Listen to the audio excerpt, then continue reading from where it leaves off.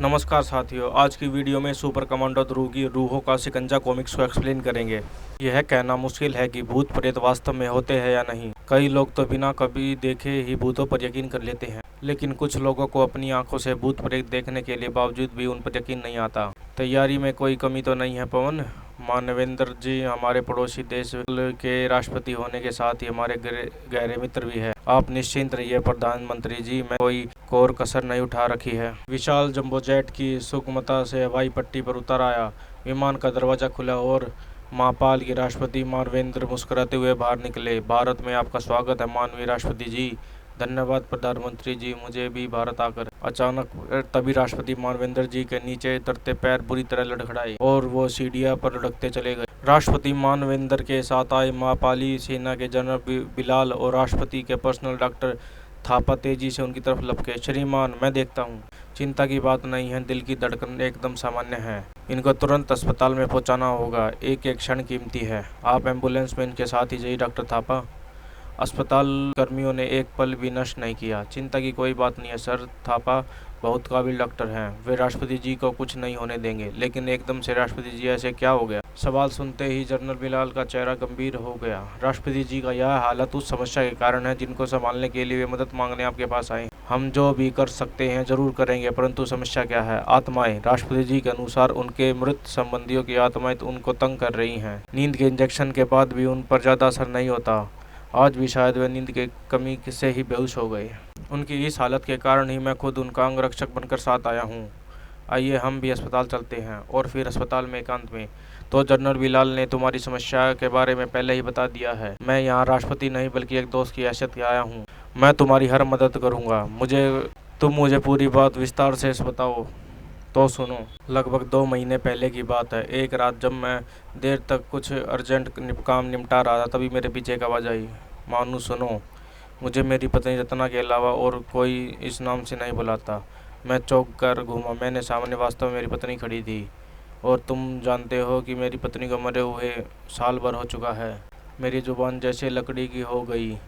वह सिर्फ मुस्कुराई और मुझे अपने पास आने का इशारा करती है और वह बालकनी तरफ बढ़ती है। वह बिल्कुल असली लग रही थी। मैं पागलों की तरह उसके पीछे लपका, तो वह दरवाजे से बाहर निकल चुकी थी। मैं बालकनी पर जब पहुंचा तो जो कुछ मैंने देखा वह मुझे पागल बना देने के लिए काफी था। रत्ना धीरे धीरे हवा पर चलती हुई मुझसे दूर जा रही थी। उसकी आकृति भी न जाने क्यों धुंधली पड़ती जा रही थी। मेरा सिर चकराने लगा। लड़खड़ाते कदमों में कमरे में आने के लिए वापस मुड़ा और डर के मारे मेरे पैर जड़ हो गए। कमरे में मेरी कुर्सी पर बैठा हुआ वर्षों पहले मर चुका मेरे पिता मुझे अपने पास आने का इशारा करते हैं। मेरे पहले से चकराता सिर और ज़्यादा चकराने लगा। उसके बाद क्या मुझे कुछ याद नहीं। जब मुझे होश आया तो मेरा बदन बुखार से तप रहा था। मेरा पर्सनल डॉक्टर थापा की काबिल देखरेख में जल्दी ही ठीक हो गया। लेकिन उसके बाद से लगभग रोज का वाक़या हो गया। मेरे अंगरक्षक को मेरे कक्ष में ही सोने लगे। लेकिन आश्चर्य की बात यह है कि वो आकृति उनको नहीं दिखाई देती थी। पूरी नींद न मिल पाने के कारण मेरे दिमागी हालत भी डावाडोल होने लगी। मैं चिड़चिड़ा हो गया। मापाल में स्थिति विस्फोटक है। किसी भी वक्त देश में संवैधानिक संकट उत्पन्न हो सकता है। अब तक तो जनरल बिलाल ने सेना की मदद से स्थिति संभाली हुई है, लेकिन क्रांति का बिगुल कभी भी बच सकता है, समझा? अब तुम यह बताओ कि मैं तुम्हारी मदद क्या कर सकता हूँ। भूत प्रेत पर मुझे यकीन नहीं है। मुझे पूरा विश्वास है यह सब मेरे खिलाफ रचे हुए किसी षड्यंत्र का हिस्सा है। मुझे एक ऐसा व्यक्ति चाहिए जो षड्यंत्रकारियों को बेनकाब करके मेरे देश को इस दलदल से निकाल सके। लगता है तुम एक ऐसे किसी खास आदमी के बारे में पहले से ही सोच कर आए हो। कौन है वह सुपरमैन? वह one man army super commando Dhruv, जिसने अभी हाल ही में हिमालय पर दुश्मन सेना का अकेले ही सफाया कर दिया था। मैं भी ध्रुव के बारे में ही सोच रहा था। वह ऐसे कामों के लिए बिल्कुल उपयुक्त व्यक्ति है। मेरे ख्याल से मेरा कहना वह कभी नहीं टालेगा। मैं उसको अभी बुलाता हूँ। और ध्रुव ने अपने प्रधानमंत्री का कहना नहीं टाला। भारत की यात्रा के बाद जब राष्ट्रपति मानवेंद्र मापाल पहुंचे, ध्रुव भी उनके साथ था। आओ ध्रुव, यह राजभवन है, यानी मापाल का राष्ट्रपति भवन।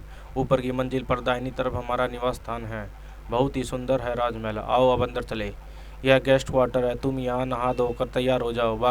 बाकी बातें हम डिनर पर करेंगे, जैसी आपकी इच्छा श्रीमान। रात को डिनर के बाद जब ध्रुव और राष्ट्रपति के लिए रह गए, तब श्रीमान आपने इस काम के लिए भारत में सहायता क्यों मांगी? यह काम तो आपकी खुफिया एजेंसी भी कर सकती है। हाँ, लेकिन षड्यंत्रकारियों की खुफिया एजेंसी में कितनी गहरी घुसपैठ है यह हमको नहीं पता, इसलिए हम उन पर भरोसा नहीं कर सकते।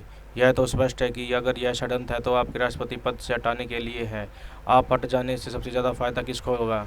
मेरे ख्याल से सबसे ज़्यादा फायदा हमारे विरोधी पार्टी के नेता नागफनी भंडारी को होगा। कैसे? देखो, अगले चुनाव कुछ ही महीनों में होने वाले हैं। अगर जनता को शक हो गया कि मेरा दिमाग खराब हो गया है तो मेरी पार्टी चुनाव हार जाएगी और हमारी प्रमुख विरोधी पार्टी चुनाव आसानी से जीत जाएगी और नागफन भंडारी उसी का अध्यक्ष होने के कारण राष्ट्रपति बन जाएगा। तो अब हमारा पहला काम मानूं। एक सर्द आवाज़ पीछे से उभरी। राष्ट्रपति आवाज़ सुनते ही बुरी तरह से भयभीत हो गए। वही है, मेरी पत्नी, देखो ध्रुव, देखो। मानू, मेरे पास आ जाओ। आवाज़ तो मैंने सुनी पर कोई दिखाई नहीं पड़ रहा। दिखाई तो पड़ रही है, देखो, वह उस गोल टेबल के पास खड़ी है। देखो, दिखी? श्रीमान कहा, मुझे तो कुछ दिखाई नहीं दिया। यह आपके मन का वहम है। तभी गोल टेबल एक झटके से गिर गई। यह टेबल कैसे गिर गई? मुझे बचा लो वह अपने साथ। श्रीमान, लेकिन राष्ट्रपति मानवेंद्र बेहोश हो चुके थे। राष्ट्रपति जी तो बेहोश हो गए। मुझे तुरंत कॉल कर बेल बचाकर मदद करनी चाहिए। दरवाजे के बाहर कोई खड़ा हुआ है, यानी कोई हमारी जासूसी कर रहा है। ध्रुव ने एक झटके के साथ दरवाजा खोला। वह भाग रहा, लगता उसने मेरे आने की आठ सुन ली। रुक जाओ वरना। उस व्यक्ति ने पल भर के लिए पीछे मुड़कर देखा और उसके हाथ से दूध से भरे 2 गिलास नीचे गिर गए। उसका अगला कदम जमीन पर गिरे चिकने दूध पर पड़ा और वह फिसला और उसका शरीर मुंडेर पार करते हुए पत्थर फर्श पर जा गिरा। तभी पूरी कॉरिडोर भागते हुए कदमों से आठ से भर गया। क्या हुआ ध्रुव? जनरल बिलाल, आप तुरंत डॉक्टर थापा को बुलाइए। राष्ट्रपति जी अपने कक्ष में बेहोश पड़े हुए हैं। उनको फिर से आत्माएं दिखाई पड़ी थी। सिपाही डॉक्टर थापा को नीचे से तुरंत बुला कर लाओ। जी सर। नीचे से? क्या डॉक्टर थापा यहीं राजभवन में रहते हैं? हाँ, जब से राष्ट्रपति जी की तबीयत खराब हुई है तब से उन्हें राष्ट्रपति जी के नज़दीक रहने की तय किया है। पर अभी चीखा कौन? वह? माय गॉड, यह तो मानसून है, राष्ट्रपति जी का निजी सचिव। लेकिन यह गिरा कैसे? यह शायद हम पर जासूसी कर रहा था। अब मैं बाहर आया तो यह उन्हें देखकर भाग गया। राष्ट्रपति जी कैसे हैं अब डॉक्टर थापा? ठीक है, मैंने उनको नींद की इंजेक्शन दे दिया है। अब मेरे ख्याल से अब उन्हें आराम कर देना चाहिए। तभी ध्रुव की नज़र कमरे में गिरी गोल टेबल पर पड़ी बची। यह क्या है जनरल? यह तो एक विशेष प्रकार का धागा है जो जादू टोने में इस्तेमाल किया जाता है। कहते हैं यह आत्माओं को भी बांध सकता है। आइए जनरल, हमें राष्ट्रपति जी के आराम करने देना चाहिए।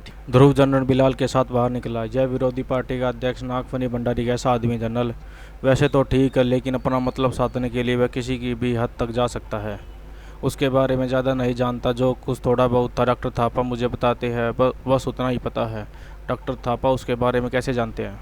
क्योंकि डॉक्टर थापा नागफनी भंडारी के पर्सनल डॉक्टर रह चुके हैं। ओह, अब धागों के छोर आपस में मिल रहे हैं। यह तुम्हारा बेडरूम है ध्रुव, अब तुम भी थोड़ा सा आराम कर लो। मैं तो आजकल रात भर राजभवन पर खुद ही ड्यूटी दे रहा हूँ। यह तुमने किसकी फ़ोटो लगा रखी है? मेरे माता पिता राधा और श्याम की।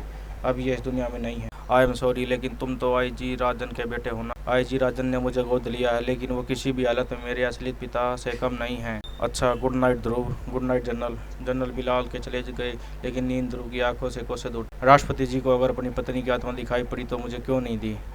उनको कुछ दिखा तो जरूर था। और वह गोल टेबल कैसे गिर गई? राष्ट्रपति जी का सचिव मानसून अगर जिंदा रहता तो शायद काफ़ी हद तक पता चलता, लेकिन कम से कम एक बात तो पता चली, डॉक्टर थापा राष्ट्रपति जी के दुश्मन नागफनी भंडारी के पुराने दोस्त हैं। यह भी हो सकता है कि डॉक्टर थापा नागफनी भंडारी के इशारे पर राष्ट्रपति को ऐसी नशीली दवा दे रहे हो। कल इस नागफनी भंडारी से मिलना ही पड़ेगा। इसमें मैं तुम्हारी क्या मदद कर सकता हूँ? कहूँ तो कुछ पागल खानों से पते लिखवा कर दूँ? आपको यह कहते शर्म आनी चाहिए भंडारी जी। अपने देश के राष्ट्रपति को पागल कहकर अपने देश का अपमान कर रहे हैं। बेटे, पागल को पागल नहीं तो और क्या कहेंगे? फिर वह पागल चाहे एक आम व्यक्ति हो राष्ट्रपति।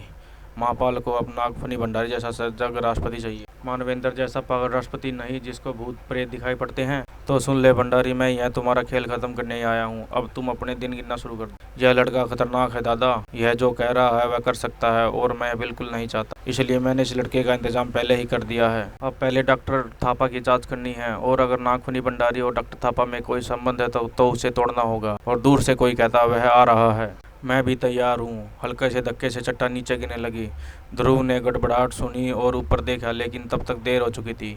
एक विशाल चट्टान उसकी तरफ बढ़ रही थी। ध्रुव के पास एक ही क्षण का समय था और ध्रुव ने वह कीमती क्षण नहीं गंवाया। आज तो बस उभरी चट्टान ने ही बचा लिया। शाबाश, एक ही झटके में छोकरे को भगवान के दर्शन करा दिए। अपना वार कभी खाली नहीं जाता। आओ भंडारी दादा को यह खबर दे आते हैं। ना कामयाब रहे तुम बच गए कैसे? मेरे बचने की छोड़ो, अब अपने बचने का रास्ता सोचो। तेरी मौत शायद इस चाकू पर लिखी है। मैं अभी चाकू से इसकी आते, चाकू से बच्चे नहीं खेला करते, वरना हाथ कट जाता है इस बेल्ट की तरह। मेरी पैंट सरक जाएगी। अब मैं नीचे के कुछ नहीं पहने हुआ हूँ। तो शरीफ आदमी की तरह पैंट पकड़। लेकिन उसको गुंडे के तीसरे साथी के बारे में कुछ पता नहीं चला और वह कुछ पलों के लिए होश को बैठा। जब उसकी आँख खुली तो तीनों गुंडे जा चुके थे। मोटरसाइकिल का तो चूरा बन गया। अब तो बेटा ध्रुव टैक्सी लेनी पड़ेगी। अरे ध्रुव, यह क्या हालत बना कर आ रहे हो और तुम्हारी मोटरसाइकिल कहाँ है? शायद यहाँ से कबाड़ के बाजार में। साथियों, यहाँ पर इसका पहला पार्ट खत्म होता है। जल्दी हम इसके दूसरे भाग के साथ आएंगे। लाइक, शेयर और सब्सक्राइब जरूर करें। धन्यवाद।